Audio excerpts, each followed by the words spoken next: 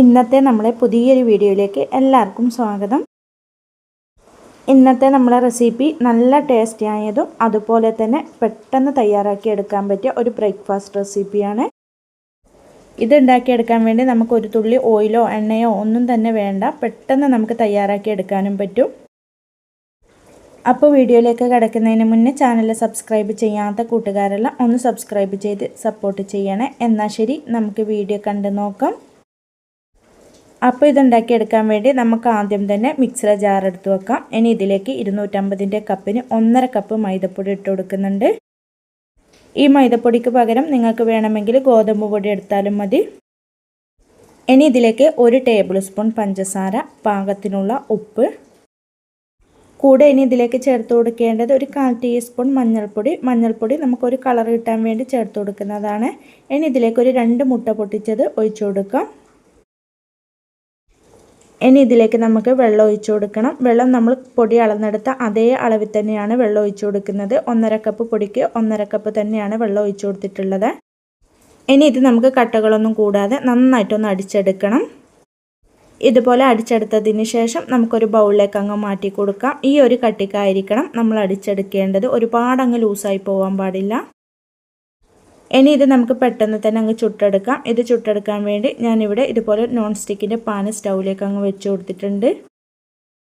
ഇനി ഇത് നമുക്ക് നല്ല പോലെ ഒന്ന് ചൂടായി കിട്ടണം. അങ്ങനെ ഇതിപ്പം നമുക്കിവിടെ നന്നായിട്ടൊന്ന് ചൂടായി വന്നിട്ടുണ്ട്. ഇനി ഇതിലേക്ക് നമുക്ക് ഓരോ തവി മാവ് ഇതുപോലെ അങ്ങ് ഒഴിച്ചു കൊടുക്കാം. ഇതുപോലെ ഒരു തവി മാവ് ഒഴിച്ചു കൊടുത്തിട്ട് നമുക്കിതുപോലെ ചെറുതായിട്ടൊന്ന് ചുറ്റിച്ചു കൊടുക്കാം.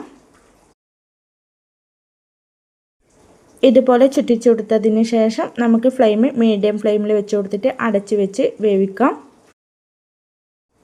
ഇനി ഇതുപോലെ നമുക്ക് ഒന്ന് തിരിച്ചിട്ട് കൊടുക്കാം. ഫ്ലെയിം നമ്മൾ ഹൈ ഫ്ലെയിമിൽ വെച്ച് കൊടുക്കരുത്, അപ്പോൾ പെട്ടെന്ന് കളർ മാറിപ്പോകും. അതുകൊണ്ട് ഒരു മീഡിയം ഫ്ലെയിമിൽ വെച്ച് കൊടുത്തിട്ടാണ് നമുക്കിത് ചുട്ടെടുക്കേണ്ടത്. ഇതുപോലെ 3-4 പ്രാവശ്യം തിരിച്ചും മറിച്ചും ഇട്ട് കൊടുത്തിട്ട് നമുക്കൊന്ന് മൊരിയിപ്പിച്ചെടുക്കണം.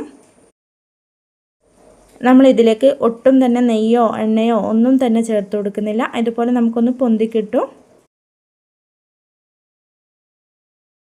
ഇതുപോലെ 3-4 പ്രാവശ്യം നമുക്ക് തിരിച്ചും മറിച്ചും ഇട്ട് കൊടുത്തിട്ട് നമുക്കിതുപോലെ അങ്ങ് പൊന്തി കിട്ടുന്നതായിരിക്കും. അങ്ങനെ ഇതിപ്പം നമുക്കിവിടെ റെഡിയായി കിട്ടിയിട്ടുണ്ട്. ഇനി നമുക്കിത് പാനിന്നങ്ങ് എടുത്ത് മാറ്റാവുന്നതാണ്. ബാക്കിയുള്ളതും നമുക്കിതുപോലെ പാനിലേക്ക് ഓരോ തവി മാവങ്ങ് ഒഴിച്ചു കൊടുക്കണം.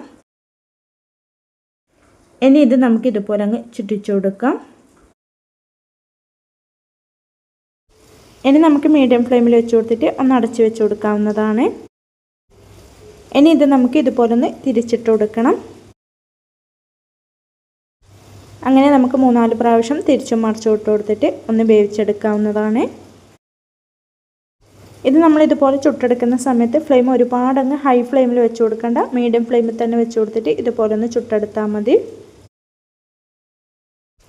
ഇത് നമുക്ക് കറികളൊന്നും കൂട്ടാതെ കഴിക്കാൻ പറ്റിയതും അതുപോലെ തന്നെ വളരെ സിമ്പിളായിട്ട് ചെയ്തെടുക്കാൻ പറ്റിയ ഒരു ബ്രേക്ക്ഫാസ്റ്റും കൂടിയാണ്.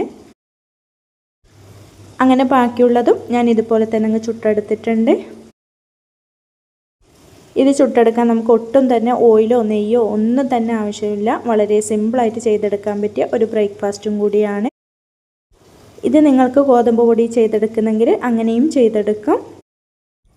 അങ്ങനെ ഇതാ നല്ല ടേസ്റ്റി ആയതും അതുപോലെ തന്നെ കുറഞ്ഞ ചേരുവകൾ വെച്ചിട്ട് നമുക്ക് ഓയിലൊന്നും ഇല്ലാതെ വളരെ സിമ്പിളായിട്ട് ചെയ്തെടുക്കാൻ പറ്റിയ ബ്രേക്ക്ഫാസ്റ്റ് നമുക്കിവിടെ റെഡിയായി കിട്ടിയിട്ടുണ്ട്. അപ്പോൾ എല്ലാവരും ഇതുപോലെ ഒന്ന് ട്രൈ ചെയ്ത് നോക്കാനും വീഡിയോ ഇഷ്ടപ്പെടുവാണെങ്കിൽ മറക്കാതെ തന്നെ ഒന്ന് ലൈക്ക് ചെയ്യാനും കമൻറ്റ് ചെയ്യാനും സബ്സ്ക്രൈബ് ചെയ്ത് സപ്പോർട്ട് ചെയ്യാനും മറക്കല്ലേ.